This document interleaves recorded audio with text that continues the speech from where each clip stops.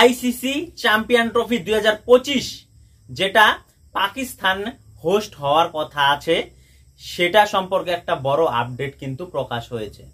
কি আপডেটটা হলো পাকিস্তান কিন্তু অলরেডি শিডিউল তৈরি করে কিন্তু আইসিসির কাছে পৌঁছায়া দিছে যে একমাত্র বিসিসিআই যদি এটা অ্যাপ্রুভ করে তাহলেই তারা কিন্তু প্রকাশ করে দিবে যে কার সাথে কার ম্যাচ পড়বে।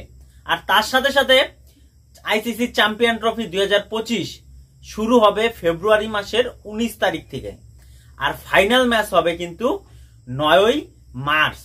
আর ফাইনাল ম্যাচের জন্য কিন্তু একটা রিজার্ভ ডে রাখা আছে, সেটা 10 মার্চ হবে। অর্থাৎ 9 তারিখ যদি কোনো কারণে বৃষ্টি বিঘ্নিত অবস্থায় যদি ম্যাচ না হয় তাহলে সেই ম্যাচটা কিন্তু 10 তারিখে হবে। আর তার সাথে সাথে ভারত আর পাকিস্তান দুইটার যে ম্যাচটা আছে সেটা 1 মার্চ রাখা হয়েছে কোথায়? লাহোরে। আর তার সাথে সাথে কিন্তু আরো বড় আপডেট কি, দুইটা গ্রুপে ভাগ করেছে।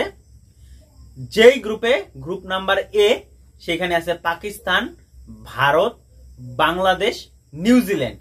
আর গ্রুপ বি তে আছে south Africa, England, Australia, Afghanistan. আর 3টা ভেন্যুতে টোটাল এই আইসিসি চ্যাম্পিয়ন ট্রফি খেলা হবে, সেটা হলো করাচি, লাহোর আর রাওয়ালপিন্ডি। আর ভারতের যতগুলো ম্যাচ হবে সব কিন্তু লাহোরে রাখা হয়েছে। যদি বিসিসিআই এখানে অ্যাপ্রুভ করে তবেই কিন্তু লাহোরে ম্যাচ হবে ভারতের সাথে অন্যান্য দলের বা পাকিস্তানের। কেননা যদি বিসিসিআই এখানে অ্যাপ্রুভ না করে তাহলে কিন্তু হাইব্রিড মডেল কিন্তু খেলা হবে। ভারতের সাথে যার যার যতগুলা ম্যাচ হবে সব পাকিস্তানের বাইরে অন্যান্য দেশে কিন্তু খেলা হতে পারে। তো এই যে একটা শিডিউল তৈরি করছে সেটাতে আপনার কি মতামত? ভারত কি পাকিস্তান খেলতে যাওয়া উচিত বা খেলতে যাবে?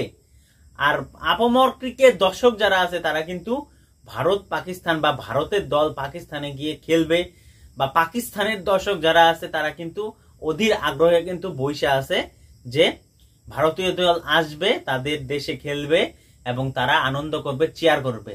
যেমনটা হয়েছিল যে পাকিস্তান দল ভারতে আসছে, ভারত থেকে কিন্তু অনেক কিছু সাপোর্ট পাইছে দর্শকের। তো তোমাদের কি মনে হয়, ভারতকে কি চ্যাম্পিয়ন ট্রফিতে পাকিস্তানে খেলতে যাওয়া উচিত না অবশ্যই কমেন্ট করে জানাও। আর নতুন হলে ফলো করো, সাবস্ক্রাইব করো, লাইক করো, শেয়ার করো। ধন্যবাদ।